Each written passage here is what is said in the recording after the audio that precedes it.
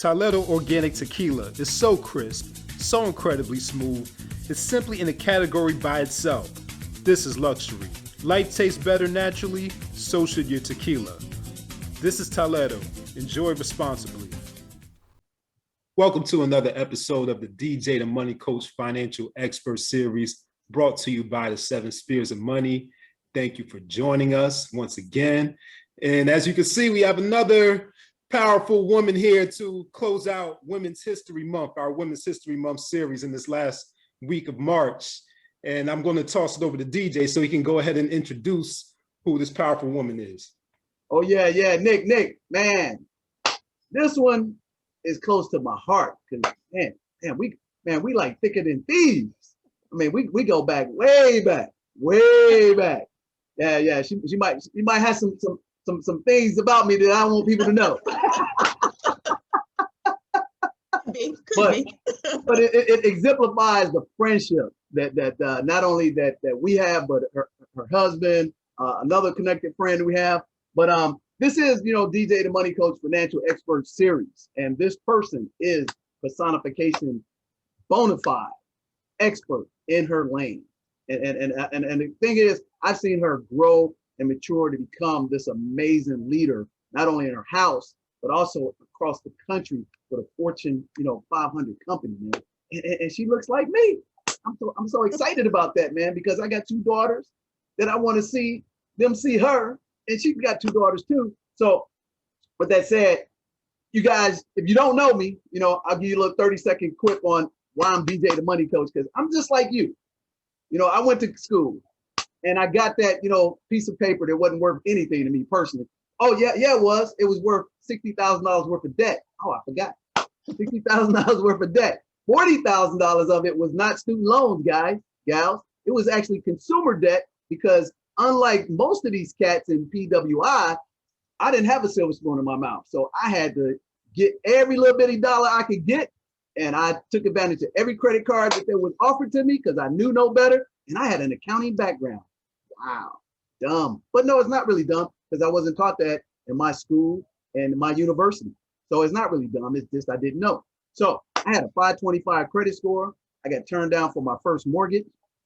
24, maybe 36 months later, I got turned down for my first business loan. And at that point, most people that look like us and most average Americans, they fold their tent and they quit.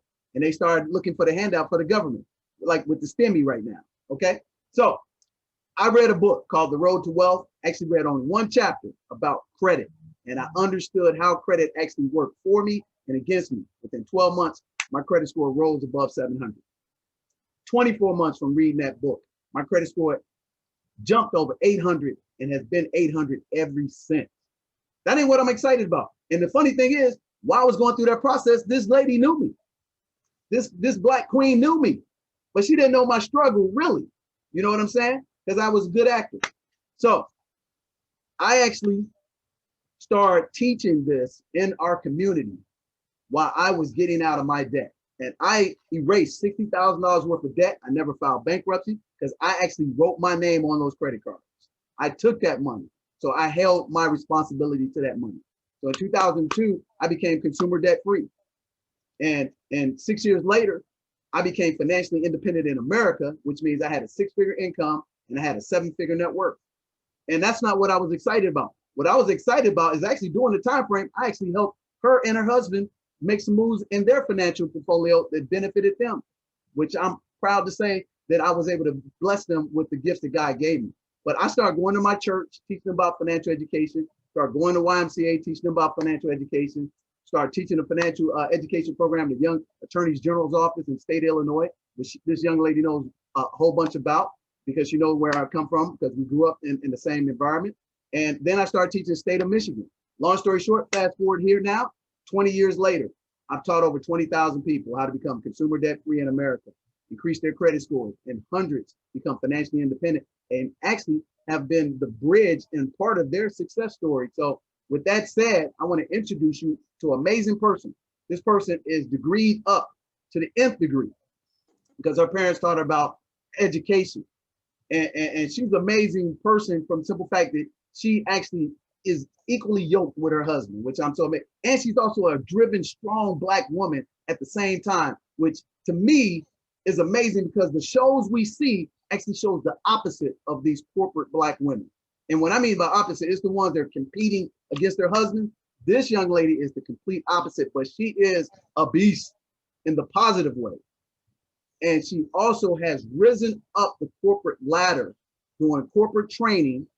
And I was doing similar to what she was doing. And she rose up to the highest level in corporate America that now today, she is the vice president of people for HR for this little itty bitty company called Hard Mike's Lemonade. Now, you know, I'm being facetious because that's a Fortune 500 company. And this is not only my friend, but this is amazing Black executive that we all should be following her blueprint. And she's going to share her story with us today. So without further ado, I want to welcome Mrs. Tonja Sasser-Bonds. Thank you very much. Thank you. Such a pleasure to be here. So hopefully I didn't over sugarcoat it, but these are facts, ladies and gentlemen. Tonja, thank you for coming on the show. You look amazing. Absolutely. You look younger every day I see you. And you don't look no older than the first time that me and Ron met. So how you been? I've been doing well. I've been staying very busy. Again, you know, as you mentioned, my two girls keep me quite busy as well. So between wife, trying to lead people at this very small company and being a mom of two teenage girls, just say my hands are full. So again, I'm gonna thank you for taking time out of your busy schedule to actually bless us to come on our little show.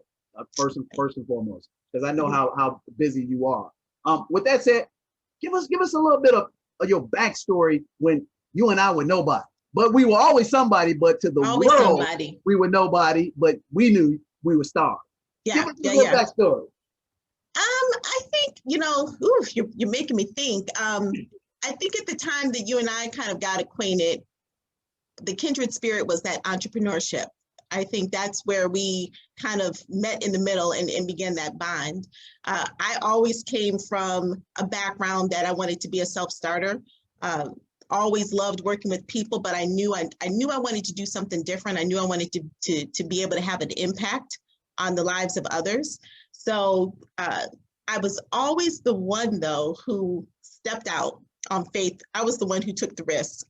And kindly, my husband did work in corporate America, as you know, for many years. He was a stable one.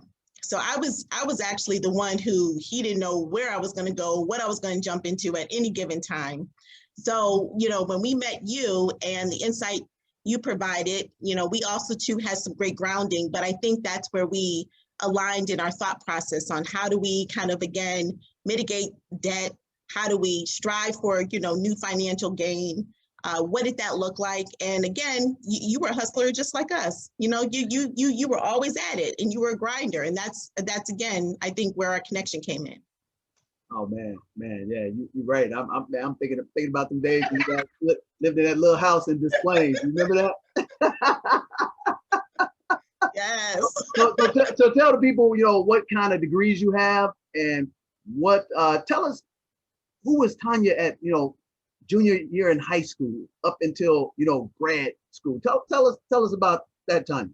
So, oh gosh, junior year of high school. So I think I was always in my own space, some form of a leader in one way or another. So I was always involved in different activities at school.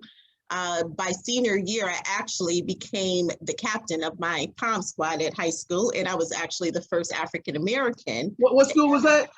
Fremd High School in that's right, Palatine, outside of Chicago. Yeah, that's right, because Eric lived in Palatine, right? That's right. That's our connection. Eric Brown, Charles Brown, right. the third, my homeboy.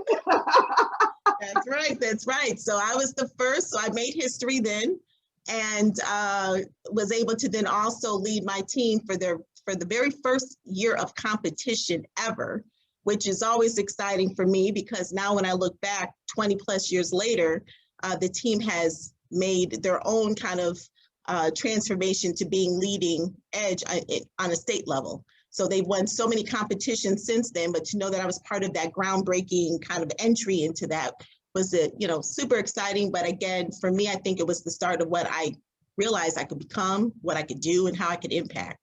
So moving from there, I did go to Hampton University in Virginia. HBCU! HBCU all the way. Howard in the house, I had to be the only stranger to go to PWI. I'm sorry, folks. I don't want to hear about the other HU. Uh-oh, we already got some. Goodness. But yeah, so I majored in English arts, and again, stayed very active during my college years and participated in the band, and I danced with the band. And 4 years later, I decided I wanted to start my own dance team. Wow. Because, so again, always kind of building something new. And I established a new dance team and co-founded that team. Went through all the channels I had to get it sponsored, and going through the different criteria to get it to be a organization that could be approved on campus long term. And 25 plus years later, it's still in existence. I just saw the team 2 years ago when we visited the campus. They're still in place. What's the name of it since you started it? Majestic. Oh man, look at that. Pioneer too. Man, what a way to end our month. Woo! I'm excited, man. Go girl, go. Yep. So again, always trying to, do different things, but I think, I always tried to use the form of dance to inspire others, to mentor others, because it always became more than just dance. It was about discipline. It was about capability and what young women could do. So, man, that's all. Let me ask you this. So, going to a predominantly white, very affluent school, high school at Friend. If anybody from Chicago, they'll know that. When you were able to become the first and break the mold and help them win that championship, what did that do for you, confidence-wise, that you've used to continue to move forward in your life and the successes that you've had? I mean, I think for me, it showed that there were no barriers. So if there was going to be anybody to get in my way, it would be me. So there was, the sky was truly the limit. And I always heard that from my mother. But until I think that moment, I didn't realize what that really meant. And I think that for me started that journey of, well, what else is out there? What else can I do? What else can I become? And when I think about going from that leadership role and going into our first time ever competition to the team they are today, fast forward 4 years to establishing a whole new dance troupe on campus that was like the hottest thing for a while there, and knowing that I influenced that. Again, it was always kind of those notches, if you will, to say, what's next? What else can I do? If I could do this, now what else? If I could do that, what else can I do? So for me, I think it built confidence, but it also told me that there's nothing I couldn't do. Wow. So with that said, you said your mom encouraged you. So what I we assuming correct that you came from a 2-parent household?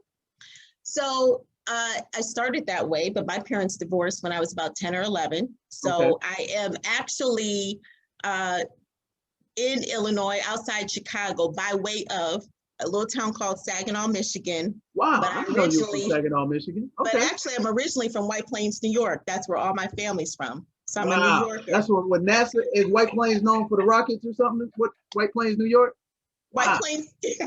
I think so. I'm gonna have to look there. Let Nick look that up. Wow. So you by way of New York to Saginaw to Chicago? Yeah. So when my parents were together, it was the GM movement. So we went outside of Detroit. That was the big movement then. But then when my parents divorced, my mom's company relocated her, and we came to Chicagoland area, and that's how I got here. So it was from that point a single family household. Mm-hmm. But my mother, being a New Yorker and a single mom, she was no joke. She accepted nothing but exceptional. So there was no excuses.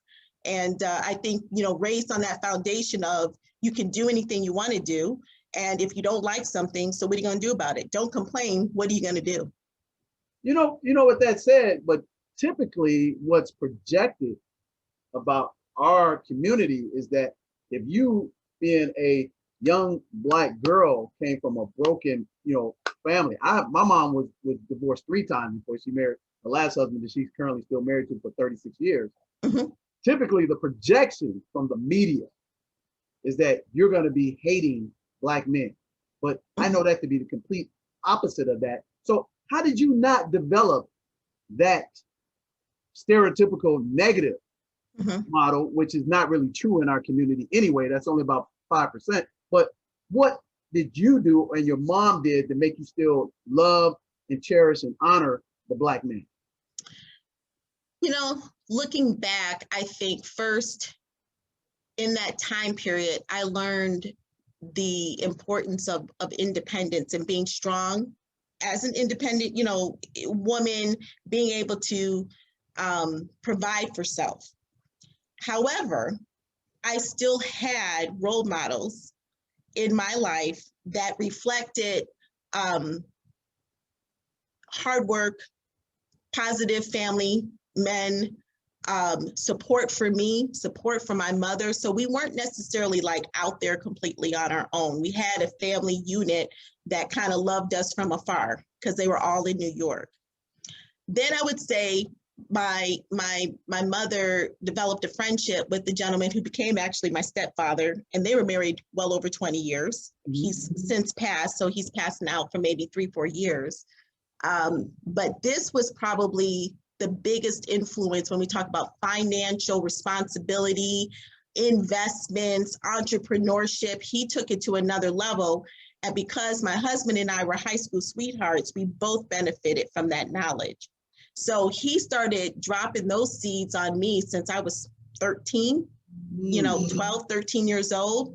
And being able to be around that and see that he was a hustler too. He didn't necessarily have all of the degrees in education, but he had a ton of street smarts, and he was focused, and he gained wealth, I would say, from multiple streams of income. He had more than one company. Like, he did everything right. And learning that and seeing that, I think, influenced how my perception was still of the Black man. So still loved my father dearly. He went through challenges, but it was never, I never got the sense that it was about breaking the Black man down. It was still just about, there was a path of choices that took people down certain paths, and we all can do that at any given time. But it wasn't about any kind of downgrading of what Black men represent for our community. Man, I mean, amen to that. Because again, like I said, what we see on these mediums and television stuff, that's 5% of our community across the landscape. Other 95% are just like you and I every day of the week, but they don't want to show that side. Yeah. And when they do, oh, you're the special Negro. You're the exception to the rule. So with that said, you and Ron being, high school sweethearts, how did you build those relationships? And how do you keep it, still going in the right direction? Because that's a long time to stay with one person. And then still together for more than half our lives. We say it every anniversary. I've been with you for more than half my life. and y'all still excited about being with each other, which I just love. So I mean, and I think what people need to understand, for you to achieve what you've achieved, there had to be that support from Ron. And for him to achieve what he's achieving now, had to be that support for you, where there's no competition between each other. And this you see in any corporate successful relationships, where at some point in time, somebody makes a little bit more bread. And unfortunately, typically, if it's the woman, there's some power struggle, because who they report to tell them, hey, you the all and be all, and you should be that everywhere you go, your house, everybody. But it's not that way with you guys. It's complete opposite. You guys have such a great relationship. Can you talk a little bit about that for us, please? Sure. I think a lot of that, again, is how I was raised. I think, when my mom remarried, she remarried 2 weeks before I went to Hampton. Oh, wow. And so, when I think about even in their relationship, they were a great role model of what a strong bond would look like. He honestly was on his 3rd marriage. My mother was on her 2nd, and they finally found each other and were thick as thieves. And so I think that exemplified what it meant to work together for a dream. I mean, you have to think about it where each of you're each bringing a contribution to the table for the whole. And it's not about what I brought more than you brought, because at the end of the day, it's ours. And so when you come into that thinking that way, it really doesn't matter. It's just like we put it in, and now what are we going to do? How do we want to build on this? What does it mean? And you build that plan together. But you never, I just never was raised that it was divided, because once you come in divided, then it gets really, really hard to all of a sudden pull it together with a common goal in mind.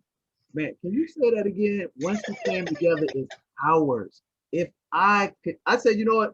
Here's the two things that people don't like to talk about on this planet for me doing financial education is their money and their God, which ties into their relationship. And you get them two together on the same page, and we came through the system. I ain't ashamed to. I met you guys through Charles, who I met when I was working and doing Amway. And here's what I credit to the Amway system. They say 3 things you never mess with. You don't mess with a man's ego, you don't mess with a man's wife, and you don't mess with their money. But you gotta be unified. And they say 3 things you should do. You should be loyal, you speak the power of the spoken word, and you should get to work. And you basically just summarize that with ours versus yours and mine. So I think, like you said, if you come in like that, everything works out, because they're gonna be challenges. We'll be right back with the DJTMC Financial Expert Series after this message. Stay tuned. Hi, I'm DJ the Money Coach. Don't touch that dial. You want to become financially independent? You want to have consumer debt freedom? You want to have passive income, learn how to build a business, acquire real estate, and achieve the lifestyle you deserve in 2021? Well, hit that link below right now. We've worked with over 20,000 people in the past 2 decades, helping them become consumer debt free, increase their credit scores by 30 to 60 points in 30 days or less, and help them acquire businesses through real estate, taxes, and a network of experts just like me. So you'll get a complete 3-hour, 18-module course called Family Finance 101 that'll teach you A to Z how to become consumer debt free, credit worthy, and it put you in position to become a certified entrepreneur. We'll also give you a complimentary consultation with me that's a $500 value. Why would you want to do that? Because I have already achieved that, and I can help you achieve your American dream in 2021. Hit the link below, get the free webinar and the complimentary consultation, and I'll see you soon and wish you a pom-pom lifestyle that's plenty of money and peace of mind. Come join us.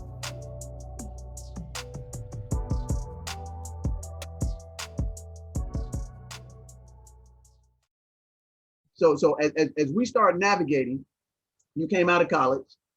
What was the passion that put you on this pathway to you becoming the VP, of people at Art? Yeah. So I actually, and I'm going to say, fell into a position with the organization called Hewitt Associates. I think now called Hewitt Aon. And I was actually a benefits administrator. And what most people didn't know, or know about me even now as they learn, I was a very artsy-fartsy type of person. I was not corporate. I was anti-corporate. Oh, yeah. I know that. I know that. Corporate. I got them receipts on you. Yeah, right? So while I had Ron like the steady flow, right. This is just passing time. I'm building dreams. I'm building my business plan. I'm going to do some different things. And so, I was always on that creative path of how I could influence, through dance. It was always through the art of dance, because that was where my passion lied. But I was with the company for 2 years, and we got engaged. And then we actually, what most people can't do, but again, the foundational financial advice with my stepfather, we actually purchased our townhouse. That's what I went with. Exactly. We got married. We bought the home before we got married. Yeah, I remember that. That was our first investment. Yep. And we had that home for 3 years. But that's exactly right. That's where we first met. I'm an elephant. Go ahead. This is exciting. You probably didn't think I remember that. Yeah, I know. I'm like, and it's funny because this is actually making me think back to things that, you put way back in your filing. Back down memory lane, baby. Yeah. So, but yeah, so I think, you know, once doing that, I kind of got through different positions because I started having to kind of find, well, what did I want to do? I come from a family of educators. And it's funny because I intentionally avoided education just because I didn't want to be an educator like everybody in my family. Oh, but don't get mad. End up becoming, so in that role with Avon, they gave me an opportunity to take on some bigger work or expanded work, which entailed conducting orientations for new hires. And I hated to admit it, but it was if I had to be in corporate, it was going to be around developing other people. That was where my go-to was. And so having that introduction, again, because I'm a disruptor, I took what they had, I rewrote some things, I redeveloped the program, and other teams started to kind of adopt some of those new developments that I put into place. But I still had another calling that I wanted to do something different. So I didn't stay in that position long, and I'm trying to even think after that, I ended up actually going down the path of software training with an organization that was still a very entrepreneurial type company. I think it was probably 10 million gross revenue at the time and only had been around for a few years, a company called Lease Marketing that dealt with software to lease cars with dealerships. Now, the funny thing about it is they've been bought out, they've merged. In essence, they're still kind of around. But at the end of the day, I played a software trainer role there and continued again to kind of build my strength in my craft of what I was doing, while at the same time building my business plan for yet another entrepreneurial move. So for the lengthiest of time, I would say corporate played for me without me knowing it. It really did become, it started to shape me to who I was going to be today with the combination of the things I was doing to be an entrepreneur on the side. So as that journey kept going, I left that organization and I put my hat into the world of Anjane. And I don't know if you remember that, Anjane Salon. Oh, yeah. Yep. I remember. Schaumburg. So again, after about 2-3 years of being in corporate, I established a salon and spa based in Schaumburg, Illinois. Yep. And we built it from the ground up. Never had done anything like that again. So it's like I find myself, I'm a builder, I think. I like that was hard. I remember that was hard. That was super tough. Yeah. That was super tough. And so we started to gain some level of momentum. Ron was still working, 9 to 5, and then coming there and helping with the books. And I found out I was expecting. So after about the first year and a half, again, any new business is tough. You're going to work long hours. It's going to be everything you got, blood, sweat, tears. But when I found out I was pregnant, I also found out I couldn't do both. Wow. Physically, mentally, you have to give. Like, those are two big decisions in anyone's life, to either start a business from the ground up or start a family. And I knew that the additional inputs that I would need to run that organization or that, startup was going to need more than what I could give at the state that I was in. And so we made a very, logical decision to go a different way. We were also going, and I would say through that time, financial challenges with the business too, because, it was about marketability, it was about location, but we also ended up having some team and staff challenges that I won't say were the whole thing, but there was a lot there that contributed to some of the I would say, growth of business at the end of the day. But all good learnings. Like I would take it, the things that we got out of that set up a new understanding of how we needed to move forward. Lots of things, lots of emotion, because again, it was blood, sweat, and tears. Like, you build something from the ground up. That was your first baby. That was my first baby. So, and it was beautiful. It was absolutely, we did everything. It was a shell, and we did everything from building the walls and picking out every little piece that you could think of, to the point that a lot of the decorum is still there today. Wow. It's just under a different company. No kidding. No. Wow. Man, that was our stomping ground, Schaumburg. You know, we we partied a lot in Schaumburg. That's another show. That's another story. So yeah, so you know, I think from there it just I found myself having to go back to the 9 to 5, and I joined JP Morgan Chase, and I was with them for about 9 years. Yeah. And then had another child, and so kind of, you know, in that 9-year period coming out, it was like, okay, so you know, being in that place and space, it was like, now I'm in it. What am I going to do more and more? I still played on a, you know, a training and development role. And so JP Morgan Chase also went through a very tough time. Oh gosh, this is probably what I would say right after 9/11, because that was the other piece of the transition coming out of the salon to me going into JP Morgan. That's when y'all moved to Des Plaines, right? Is that when you guys? Des Plaines, yeah. So Right. we had so much trauma in the world that was all kind of compressing on top of everything else. You know, people weren't looking to have those kind of, you know, extended services when people were just trying to make it every day, right? Because there was so much going on even with the market. Right. So yeah, so we ended up, you know, going through a transition. We ended up moving to the Des Plaines area. I stayed with JP Morgan for about 9 years, but then they were going through struggles and they went through a major layoff. And so I said, okay, so what's next? You know, that never scared me. All I was looking at, well, what's going to be the next move? And I decided to go back and get my master's. So taking that time, I was like, well, might as well do something that I've been, you know, I was supposed to take a gap year and get my master's. And so what? I took 16 gap years, but I went back. I went back and then took on a position with Target. Right. And I was still in my master's program, and so was my husband. It is not advised that you're both in a graduate program while you're both working full time and you got 2 kids. Don't. I remember that's actually when we actually came back and reconnected.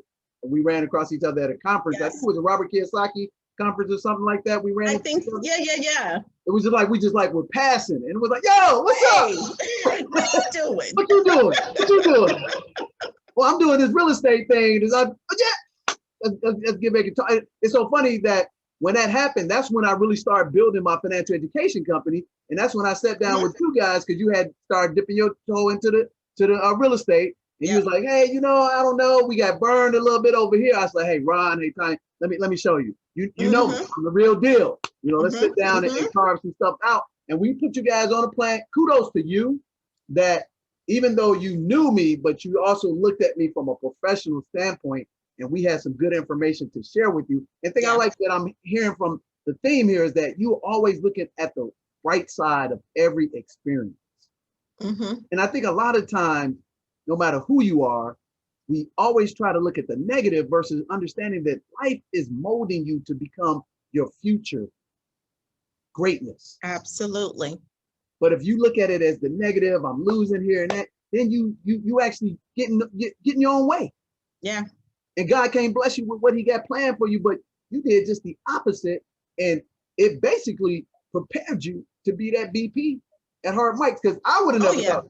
Because I remember when you were at Target, I'm like, man, that's not, Tanya is an entrepreneur, but she's going up this corporate structure. But at the same time, Hard Mike's was a startup. Mike's Hard Lemonade was a startup. I was at Target for about 4 years, and I was so I would say every position prepared me, just like you said, and position in corporate and the steps we were taking personally for investment, everything began to start working together. And I say that because coming out of Target expanded my role within the HR realm. So I was no longer just about. I remember you were doing training and development for them, and we talked a couple times about some projects you were doing. I was like, man, I'm kind of in a similar lane that you're in, but you're in the corporate environment, and I'm just starting to get my toes wet. Yep. And so it just began to grow, and I started to see myself in these new experiences. And then I moved to a company called Levy Restaurants and dealt with hospitality. But then that was fun because that allowed me to start engaging with professional sports teams and coming up with different, solutions for them. So that was fun. And then took some time with dunnhumby, which was a data analytics company. So every time I took a move, again, it offered me new opportunity to grow, to stretch. And I was up for the challenge. And I think that's where I always was like, that was the exciting part about the transitions, was that I always wanted to be challenged for the next thing. And I was out, in my mind, corporate sometimes can get a little monotonous. And that's the part of it that I never enjoyed. But if I was going to keep getting challenged and keep getting stretched and keep growing, then I was okay. So Tonja, other than Ron and your mom, who were your champions, who championed you in the corporate ascension? Because you had to have somebody champion you somewhere along that pathway that was in that environment that may not have pioneered it completely, but they laid a little bit of the ground. Because every time I hear somebody say, I'm a self-made woman, I'm a self-made man, they're lying. There was somebody you always that have gave people you that start or breathed some confidence in you to let you know you could actually get to the top of the mountain, but they kind of helped you out. Who would that might have been on your way up?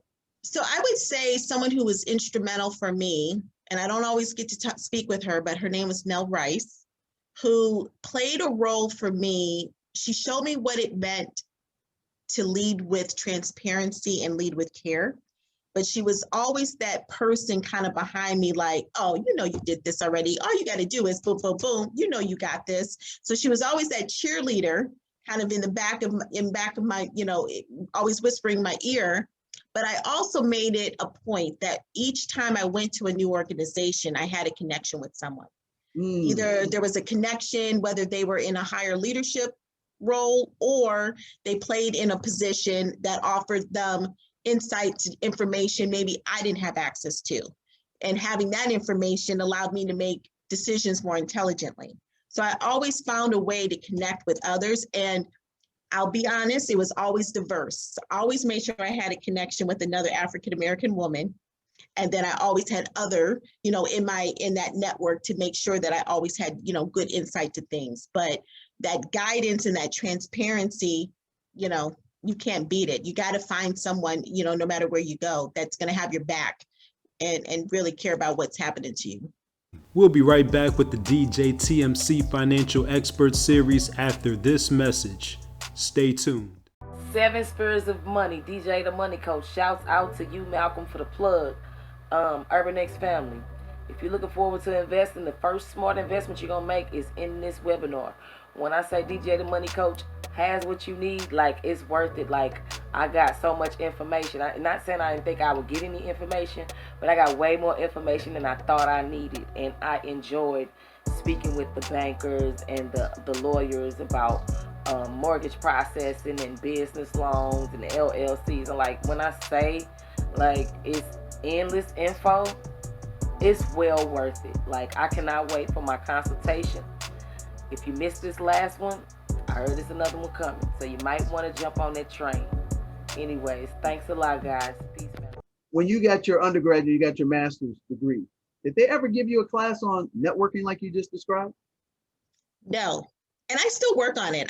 You have to work on it, because what you're mentioning is it's necessary no matter where you go to make those connections, whether you're at your same company or in an industry or, whatever have you. But no, you don't get that lesson. And sometimes you stumble and fall, but once you start to get your momentum, you start to realize what it means to leverage your relationships with others. But it's always also about give and take, and sharing of information is what it comes down to. Right. So now your daughters are benefiting from that because you share with them that concept and that principle, or what we call in corporate America, those soft skills. Mm-hmm. Those soft skills, those intangibles actually enable to get up to that C-suite level. But we always immediately see that as a barrier. And then when we do have people in our community start playing that victim role, the first thing they want to do, oh man, they discriminate against me because I'm Black. They discriminate against me because I'm a woman. No, they may be discriminating against you because you don't have soft skills. Mm-hmm. You always have to look at yourself first. You have to have an honest look at yourself. Don't go to the easy route of just discrimination, but they might actually be telling you something. So with that in my mind, you always have to be coachable. You always have to be coachable, receive the feedback, take the feedback, learn from it, and grow from it. Man, can you say that again for our audience, please? That was a drop the mic. That should have been what we ended the interview on, but man, that was powerful. Can you share that with us again, girlfriend? I mean, that was gotta powerful. receive it. I mean, I can't tell you how many times, people get in their own way just because they get stubborn or stuck in a way, and others are trying to guide you. And the only way that you can really, I think, grow successfully and at pace the way people want to accelerate their growth, you've got to be willing to receive the feedback, learn from it, and grow from it. Man, so let me ask you this. How do you have discernment to understand that that person is giving you constructive criticism versus actually being prejudiced against you? Because that's a fine line, don't you think? Well, I think you have to be open to, when I say feedback, you got to solicit it. So if you start to hear the same thing from a multitude of people, it can't be everybody. Everybody can't be wrong. That means there's something going on with you that you need to shift and adjust. Well, you mean to tell me, and the other time they tell you, damn, man, you like a bull in a china shop. Man, is that me? Oh, damn. That's why I can't work in corporate America. I mean, you got to be able to kind of sift through the noise. And then, those outliers, when you talk about discrimination or being treated differently, that's when you can start to say, okay, is this a pattern across many, or is this one or two individuals, and what's really going on there? Because those begin to be those outliers that you can kind of call into a little bit more. Sometimes people get called out on it, and you kind of work through that, and what we're calling it nowadays is those microaggressions. And, sometimes those little steps of discriminatory moves that sometimes people don't consciously know that they're doing, but, we're in a new space in age where we're having those open dialogues now to address that. But overall, I think you control what you can control. You don't get worried and down on what, you're not going to change the world overnight. And there's always going to be somebody out there who's trying to take you down or going to go, but don't want to see you succeed. There's always someone who wants to see you fail for one reason or another. But you can't focus all your energy on that. You got to focus on, keep your eye on the prize. What are you trying to accomplish? How are you going to get there? And if you need to take a detour, reroute, so be it. But it doesn't mean it's a game changer. Right. So with that said, what are some of the obstacles that you have, experienced, not only as being a woman, but also being a Black woman that, tell us about one that you didn't handle well, but then you got the experience. And then when you saw it again, you were able to handle it very well and actually use it to your advantage and leverage it for the better. Because I think that one, just becoming, the VP of the people, process and the top dog in HR for hard mics, that's an accomplishment that anybody would be, amazed and be, very, invigorated and be like, hey man, that's the end destination for me. But for a Black woman to do it is even more amazing, but it shouldn't be amazing because that should be common because that's the American dream. You know what I'm saying?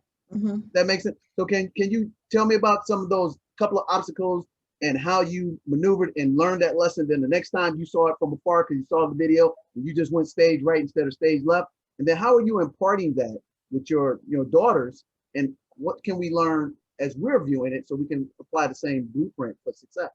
Yeah, that's an interesting question, because I would say for me, when we talked about networking, and what does that look like? A lot of the roles that I played, there's always that good old boys club, if you will.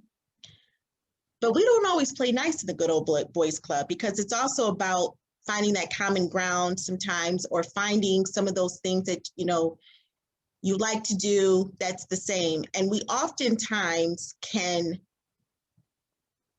exclude ourselves and put ourselves in those positions.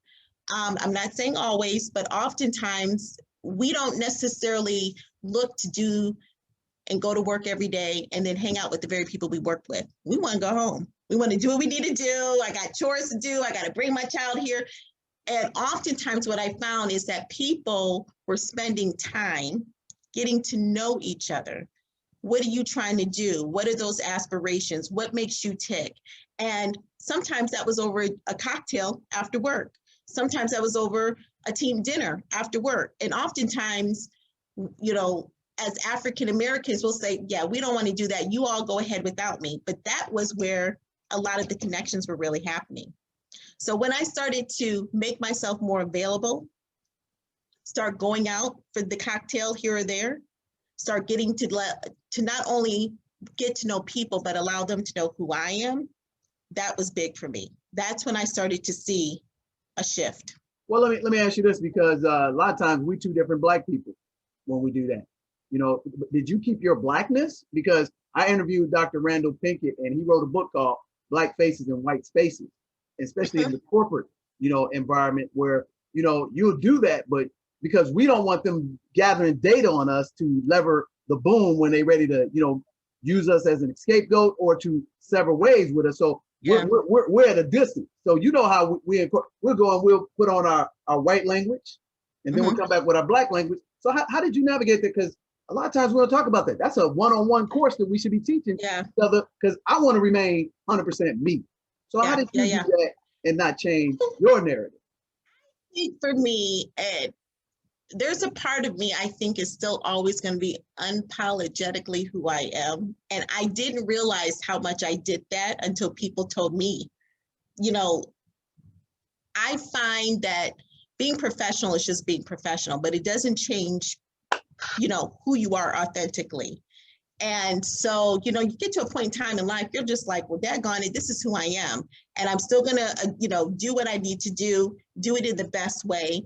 And so what I began to find is, for me, I was able to, in those settings, let my hair down even more and really get comfortable to allow people to know who I am. So that's what I mean when I say they get to know who I am. They really do get to know who I am. And we start having conversations on topics we would never have in the office.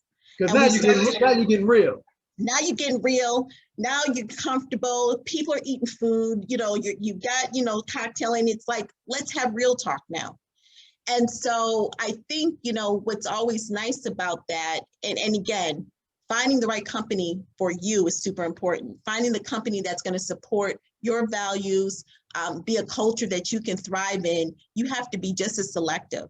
And I think for me, when I finally got to Mike's Hard Lemonade, the one thing, and I told Ron this as soon as I went through the interview, I came back, and I have never, ever, ever said this, and I have never, ever felt this way for any other company. I said, oh my gosh, I'm home. These individuals are who they say they are. What they say is what they mean. There's a lot of transparency, but it's not talk of transparency. It just is. It just is. You don't have to keep talking about it. If it's genuine, it just happens. And I said, this is the place and space that's going to, in this position, allow me to be even more who I am and allow me to make the level of impact in a way that's not only going to just be beneficial to the employees of the organization, but I think it's going to allow me to do some great work in the community too. Let me ask you this. How much of that would you contribute to the fact that you guys were financially, fiscally minded at home and you ran your personal finances like a business? Because I know that once you don't have that unbridled debt on your shoulder, you can actually be 100% you and your authenticity, because you're not worried about them trying to hold something over your head and say, oh, Tonja, if you don't do this, we're going to touch that. And here's my explanation. Because when we knew last time I had a corporate job for a moment, I was at in Vernon Hills at this company called Mowry and Schoenfield. I was the president of new development, and it was an accounting firm. And they wanted me to buy an expensive home in Libertyville. At the time, it was like a $400,000 house in like 2001. And I'm like, dude, I'm not about to take on no $400,000 debt and buy a new car just because you gave me $125,000 a year salary. No, sir. Because that ain't gonna enable Dale to be 100% Dale when you say do something that Dale don't want to do that I might think may be unethical or whatever. Right. How much do you contribute that financial responsibility in your house, and how important it is for us to be stewards of debt-free, good credit scores, and manage your house? Because I think, if I'm not mistaken, you may not know subconsciously, I think that attributes to the fact that you were able to be 100% Tonja around them after hours. Yeah, I mean, I think it did. It was definitely a part of it because I was even more selective about that very culture I knew I was going to thrive the most in. Whereas in other time periods of life, to your point, you know, if there's that weight of financial need, or I'm trying to quickly, you know, get something because I need this money, then you start to make really hasty decisions that might not be the right decision. So I would say that in part, knowing that there was that stabilization, knowing that, you know, I knew this move would be the next step change in my financial growth, but it was also at this point in time for me about my personal growth as a being. What do I want? I had to establish that. What am I hoping to really get out of this next position? Because, you know, after this, like my goal is not to be anywhere else unless it's so substantially like greater.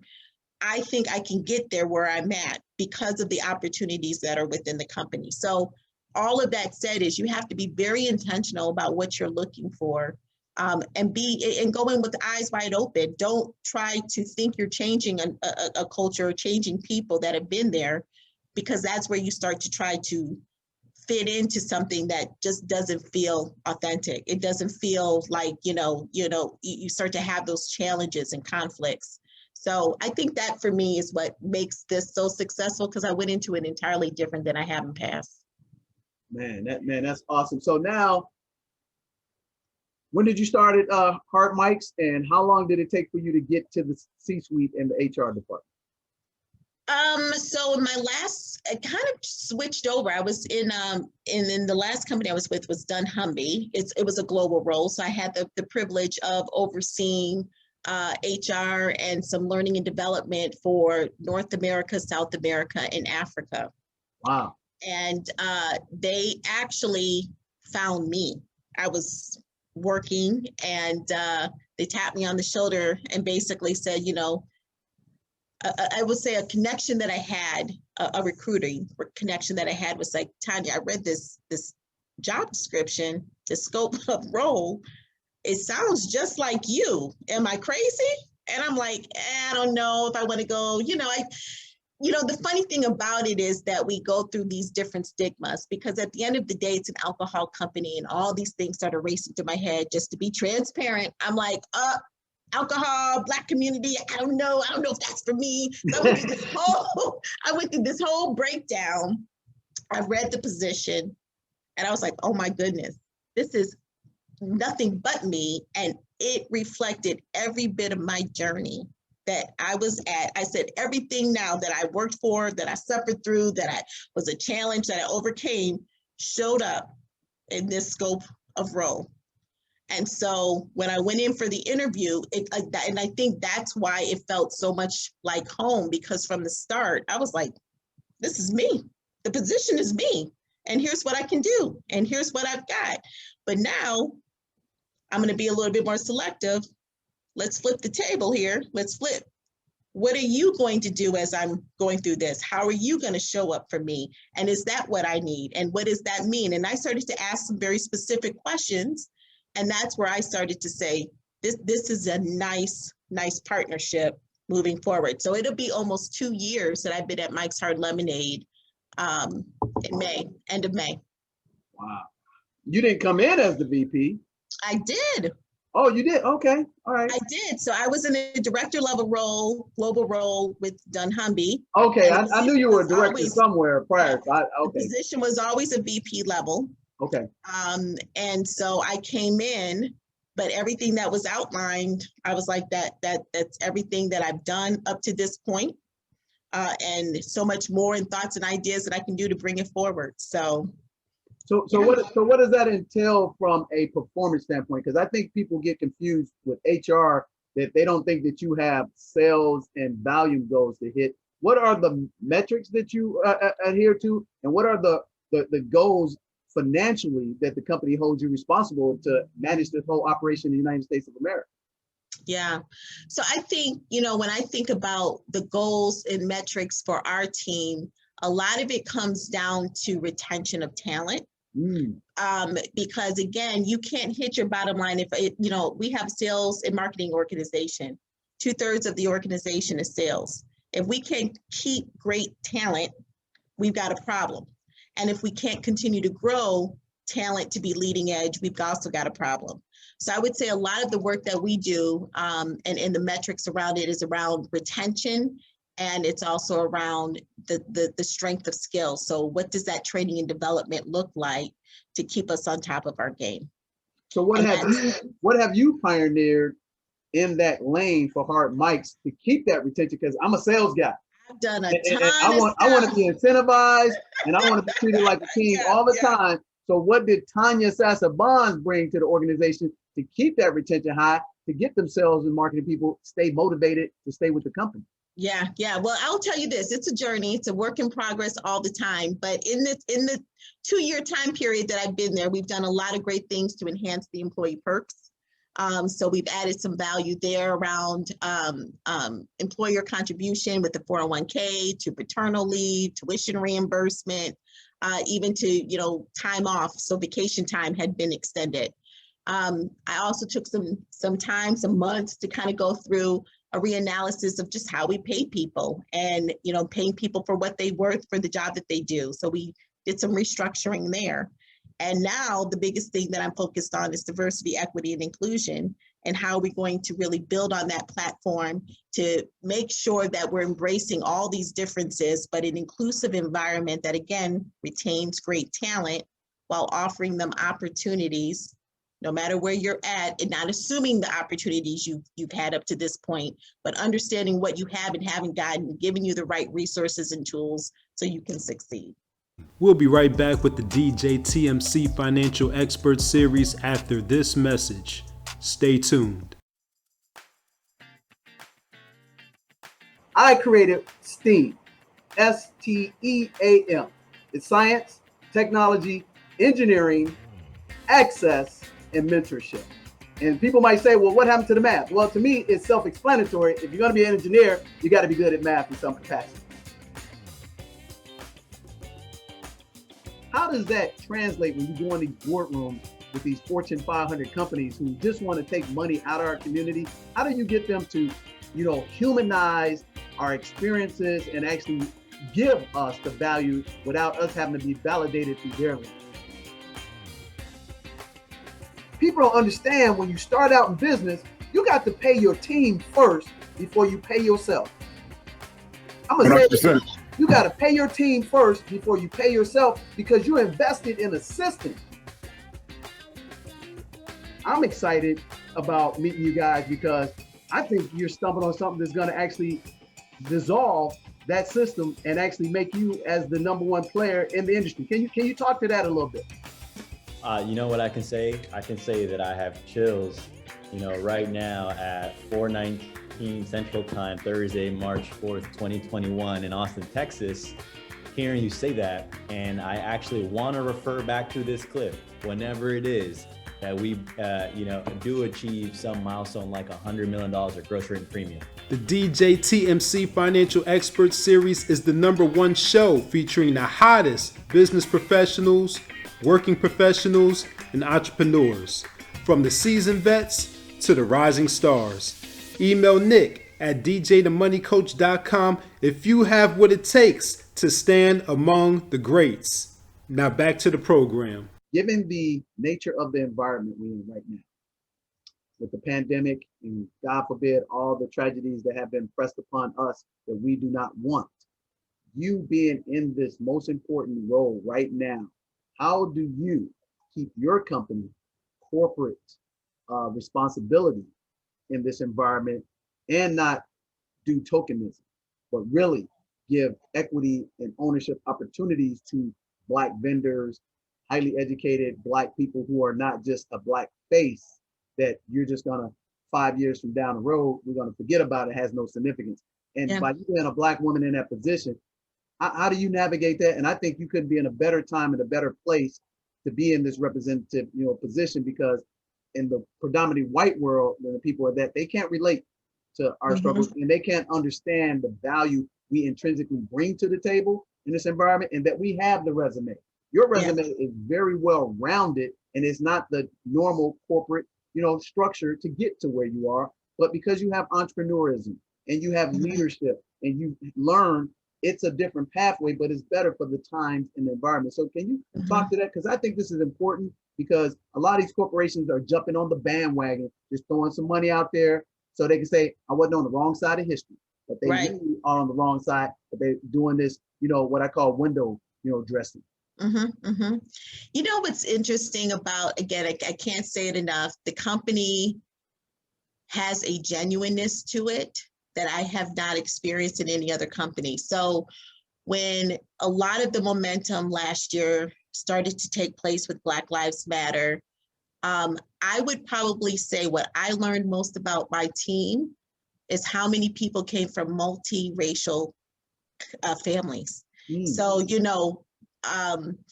you might have thought you knew someone's story by looking at them or assuming who they were. So you didn't have somebody come up and say, oh, I got a Black friend, but they really had Black friends. They really had a wife, a husband, kids, cousins, aunts, uncles. And so that was my first aha, because it was like, oh, we have become a little bit more, multicultural. A true reflection of America.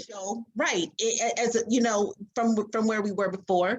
But then also, as we started to conduct roundtables, we did 9 roundtable discussions. Wow. And was this before everything started falling down in society?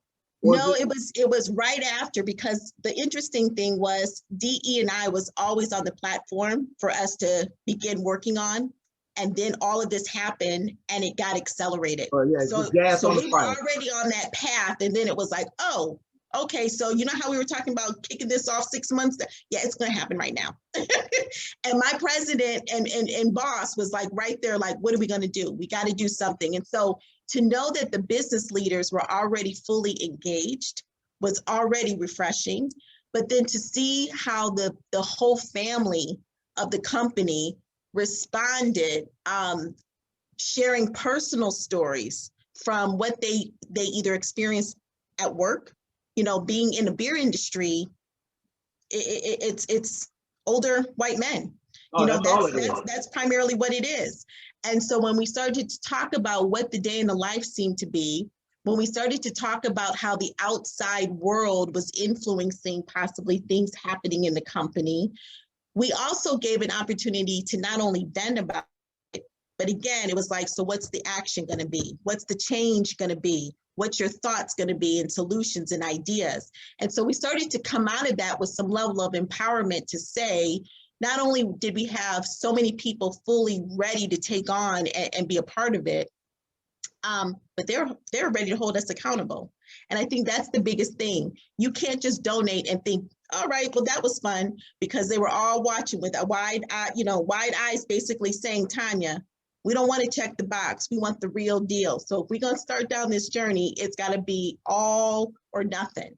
And we're going to watch, we're going to hold each other accountable. And we want to make sure that we're impacting the company, but also impacting the industry, because it's time for a change. So, not everybody has the opportunity to be in that position with the company that's so supportive. But nobody wants those easy ways. They're like, give us the real deal, because the company is becoming more and more diverse. We're focused on, more connections with HBCU, more connection with organizations that support underrepresented, people in different groups. And that's everything from people of color to, LGBTQ to military. I mean, you name it. We're trying to expand out what that means for us. So, we interviewed a startup company about 2-3 weeks ago that have owners that look like us. And I said, that's awesome that you are an owner. But I said, here's what my challenge to you as devil's advocate is. What's your initiative to go out and find talent that looks like us? Because you can say, I check that box because I am Black or I'm a woman. But what about the people that work at the high level inside your corporation? What do they look like? Are they all still the stereotypical, white male, Asian that are doing technology? Or are you going to find and have an initiative that you're going to hire highly qualified Black professionals that are well in abundance out there. So Mhm. have you guys taken that initiative to go to the HBCUs, find the incubators, so we don't have this it's like a teeter-totter. You know, they're at the top, we're at the bottom, but we have no representation in Silicon Valley. 13% of America is Black, but in the corporate environment, it might be 1%. So talk to me about that, and then talk to me last, and then we'll let you get out here, about how important is it for you to reach back and mentor the future Tonja Sasser-Bonds, not just in your household, but that young Black girl who's aspiring to accomplish what you have, and that be the norm that she should be expecting and excited about. Yeah. I would say this. Yes, we are making connections. The one thing that I think I've learned over the past, I would say 6 to 9 months, as we are starting to make a very intentional effort to widen the net and bring in top talent that looks like you and me.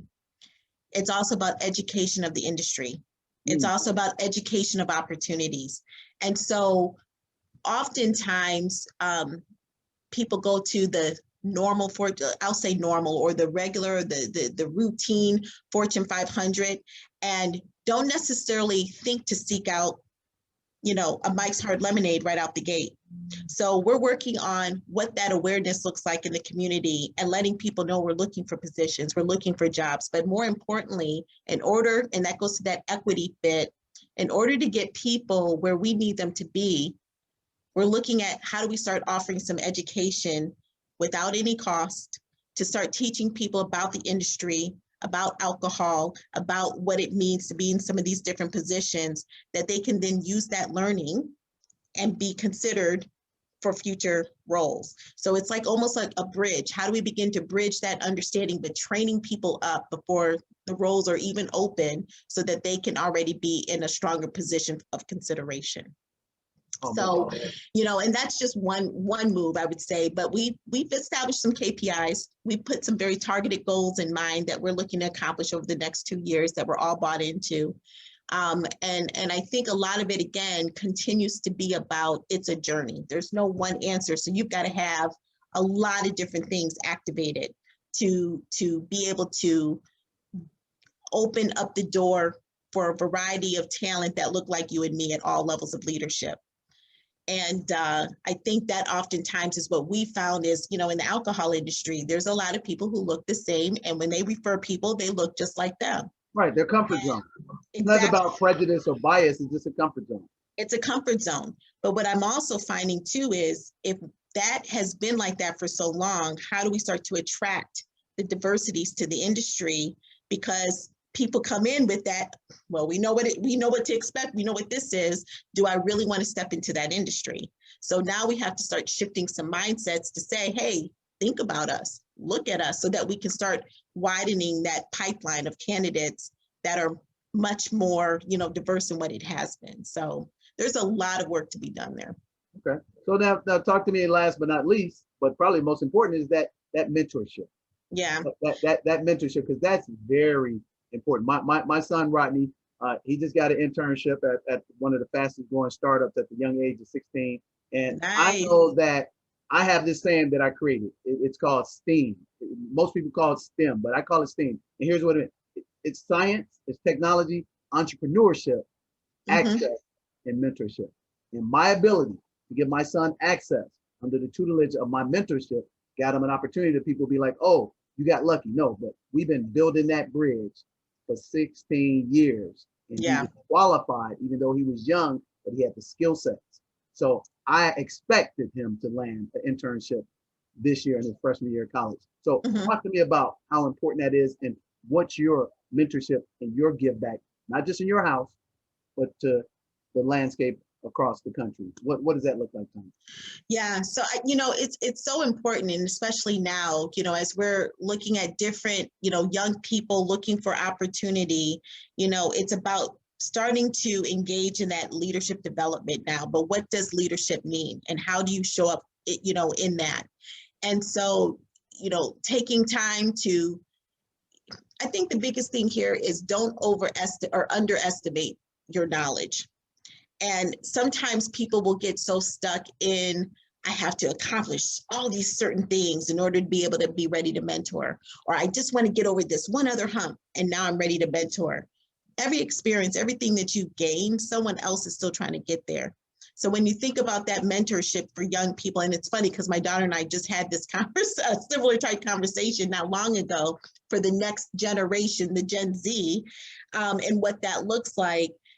It's about sharing your experiences, mentoring with the experience, but also being open, again, to hear their viewpoint and hear almost like a two-way, if that makes sense. You're mentoring by leadership and experience while you're learning more about the technology and way of communicating now, but listening to that and being able to apply that in the growth, trajectory of just kind of like how they're going to be moving in corporate. So, it's always that give back. You always got to kind of take time.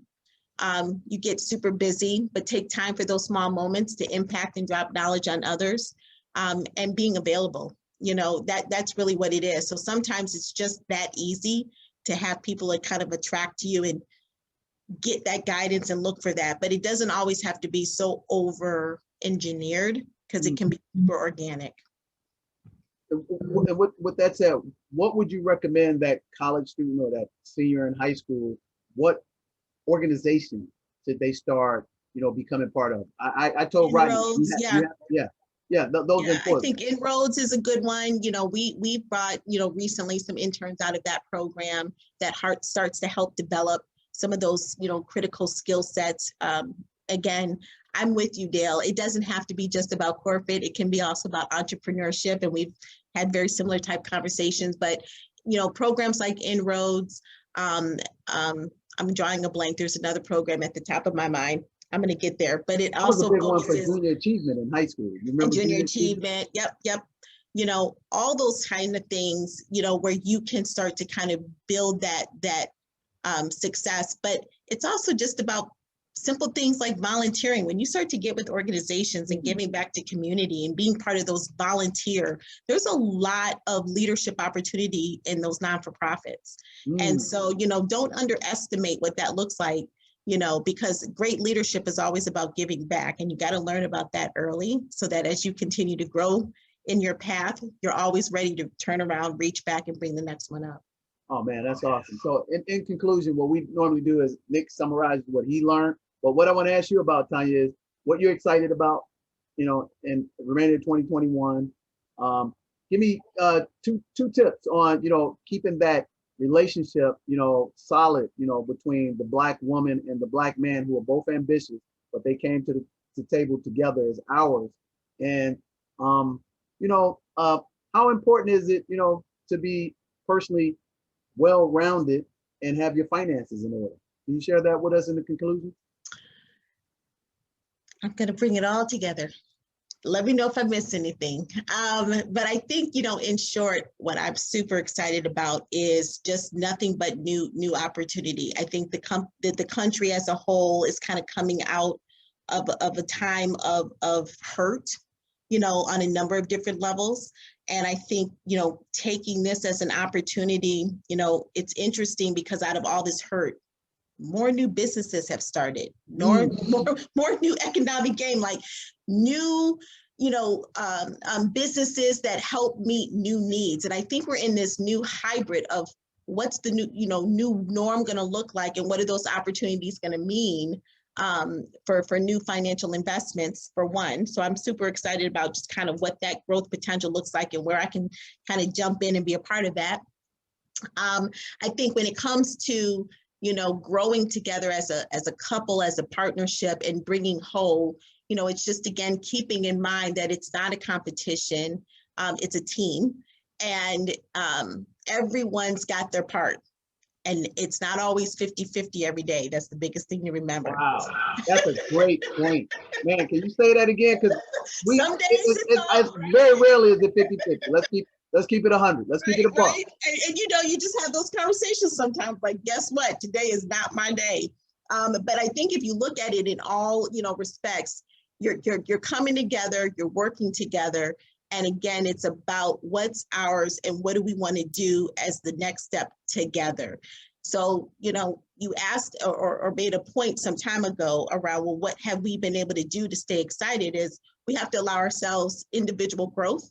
We have to allow ourselves to change, because again, the person I am today is not the same 17-year-old, you know, that I was dating my husband, and vice versa. We're not the same people. But what we do try to do is stay connected to understand, well, what's that new objective of yours? What's that new passion of yours? What's that new goal? And then we fit it into what our new dream is. You know, you absorb it in and build it as part of the bigger plan. So I think that's one thing, you know, to keep in mind.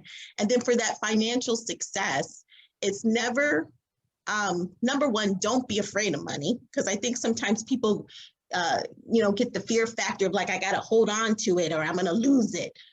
Don't treat it like it can't be, I mean, I'm not trying to say like throw it away, but I'm saying treat it like it's something that needs to be nurtured, that needs to be groomed, but that can grow. So it needs breath, it needs oxygen, and it needs, you know, put it into other things so that it can, you know, multiply for you. Sometimes I find that the most rigid people with their money are the ones that never really get to where they're trying to go, because they're so, they're tight. Oh, they're tight. Yep. They're so tight, and they living in fear in the way that they think. Exactly. So, you know, build a plan, work the plan, but be willing to, you know, with prayer over it, watch your investments grow, but be willing to take the first step. And I know we didn't give any shine to them two wonderful daughters, y'all, but tell us about you excited about them two amazing daughters you have, and you know, I mean, because that parenting nucleus that they see every day, that's all they need to be the best they can be. But shine some light on some success that they had, because I always do with my children, and unapologetically. So we don't want to stop the buck there, because that's your legacy. Yeah, for sure. You know, and I'm going to be honest, they surprise me more every day on how much has rubbed off on them that I didn't know did until we have a conversation or I watch the decisions they're making. My oldest is also at my alma mater, so she's at Hampton University as a freshman. So she's just wrapping her first year up as a biochemist, chemistry major, because she wants to go into pre-med. So she's on a path to becoming a doctor. Okay. And, I might have to introduce it to my son, because you know what universities really put together for them blue bloods to keep the legacy going. Yeah, for sure. Oh gosh. Yeah, so she had a year of e-learning. So she's looking forward to getting on campus next year, but she's in an honors college program, and you know, she's working really hard, but doing a lot of great things. And then my youngest is on volleyball, but she also is class president. So she's played the leadership role quite a bit since 6th grade. And you know what? Here's what I always share with people, Tonja, is that average is what your parents accomplished, and even that's excellence is your average. And I shared this with Dr. Pinky, because he's a PhD. I said, Dr. P, I said, do you realize that your children do what they see you do? So a PhD is average to them, and they're not uncomfortable being around excellence, because that's their average. That's their average. That's their norm. So you really ain't got to say much to them. And the outliers are maybe one that will do more or maybe less. It's always an outlier occasionally. Yeah. But it's the model that you guys set. So man, like I said, we're gonna turn this over to Nick, and he's gonna give us some. But I want to truly tell you that I am so honored and blessed that we're friends, and we've seen the arc that you've gone on and the family unit you put together, because the legacy that we have for our children's children began 15, 17 years ago. Yeah. And it's gonna be amazing. So Nick, with that said, brother, what'd you glean from this amazing conversation? And we got to get her to come back, because I had to beat her up to get her on the show, man. But I think I might have done a good job interviewing. I don't know. Yeah. It seemed like she had a good time. You know, she can relax a little. She can relax a little bit. She definitely has to come back for that leadership segment that we do every once in a while, because she, you know, Tonja, you truly are a leader, you know, in multiple senses of the word, you know, from your career to your personal. And, you know, we we just interviewed, prior to interviewing you, we just interviewed Ms. Ronnie, Esquire, and Nice. I'll tell you the same thing that I told her. You know, you truly exemplify what, you know, having it all looks like, because you know, there's so many women, especially Black women, you know, that question whether they're able to have it all. And just like Ms. Ronnie, you know, it shows that you're able to do that by, you know, first having the right mindset yourself, and then connecting with someone equally yoked and having, you know, a similar mindset, and then you all build from there. And you know, another thing that stood out to me is that, you know, you should be able to connect the dots with all of the opportunities, you know, career opportunities and soft skills, even if they may seem, you know, unrelated, you know, at the beginning. You know, later on down the line, you'll see how everything connects, you know, because I definitely experienced something similar, you know, during my, you know, matriculation and climb. So, you know, the fact that you're, you know, amazing leader, you know, woman, wife, mother, because of all that, you know what, I will excuse the fact that you went to the Institute, you know, because of all of that. I'll excuse it this time. But thank you for coming on. We look forward to having you back. Thank you. I would love to come back. Thank you so much for having me. Oh man, this has been amazing. So we end our show the same way every time, Tonja, and you know, I'm envious because if I had to do it all over again, I would have went to an HBCU. Real talk, because I partied my way out of my first college and I enjoyed it, but that connectedness of having that, you know, foundation from a Black institution is priceless. So I want to thank, on behalf of our moderator, Nick Westbrooks, my business manager, and I want to thank the amazing Tonja Sasser-Bonds, the Vice President of Hard Mike's HR department for all of the United States. If that ain't excellence, I don't know what it is. And this has been DJ the Money Coach with the Financial Expert Series, and we wish you a pom-pom lifestyle. That's plenty of money and peace of mind, and we want you to come join us on the beaches of the World Club. Your beach don't have to be an ocean, but wherever you find your freedom and your peace, that's your beach. Thank you. I'm DJ the Money Coach. We'll see you next time. Hi, I'm DJ the Money Coach. Don't touch that dial. You want to become financially independent? You want to have consumer debt freedom? You want to have passive income, learn how to build a business, acquire real estate, and achieve the lifestyle you deserve in 2021? Well, hit that link below right now. We've worked with over 20,000 people in the past 2 decades, helping them become consumer debt free, increase their credit scores by 30 to 60 points in 30 days or less, and help them acquire businesses through real estate, taxes, and a network of experts just like me. So you'll get a complete 3-hour, 18-module course called Family Finance 101 that'll teach you A to Z how to become consumer debt free, credit worthy, and it puts you in position to become a certified entrepreneur. We'll also give you a complimentary consultation with me that's a $500 value. Why would you want to do that? Because I have already achieved that, and I can help you achieve your American dream in 2021.